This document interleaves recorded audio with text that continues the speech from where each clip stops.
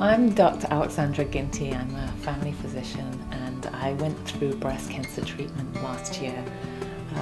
It started in April when I found a lump and it was diagnosed with breast cancer, but it didn't end there.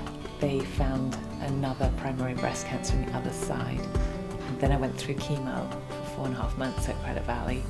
And unfortunately, it was at that time too I found out that I had some genes that were going to be a problem if I didn't have a hysterectomy. So I had a hysterectomy and I had to have some more nodes taken out too.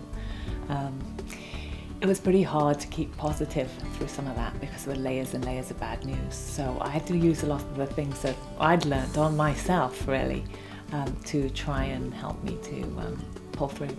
I was motivated to go through a Look and Feel Better workshop when I'd gone through a lot of surgery. I was very scared, I was very fragile.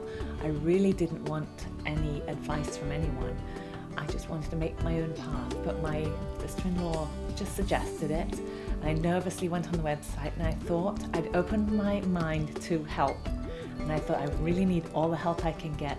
So I decided that was going to be a good thing for the next part of my journey because I was really nervous, fragile. It was lovely to see how good you could look when you had a lot of self-doubt, and I'd just gone through a pretty drastic surgery where loss of your femininity and now loss of your hair, a lot of things being taken away.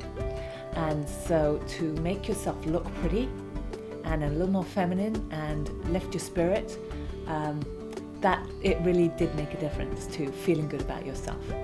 My cancer experience has changed me in so many ways.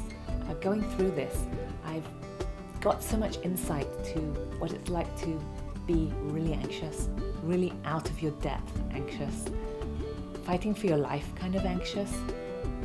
And this way I've really changed as a doctor too.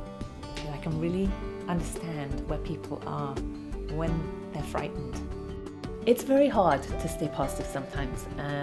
I think some of the layers of bad news and bad news and bad news and bad news, and you begin to have problems picking yourself up each time. And with clues from some of my friends, I decided to use one of the techniques I tell people to do, and that was what I call my positive thinking cards. And I wrote them down, and as I wrote one, about 40 of them all fell out because there were things I was saying in my head all along, but I put them down onto paper. There's stories behind every little quote I have on here, and anyone can do it. It picks you up and reminds me of how important people are. I think it's very important that you pull yourself back into the positive, and it helps you to rest and sleep and do all the things you have to do to keep yourself healthy.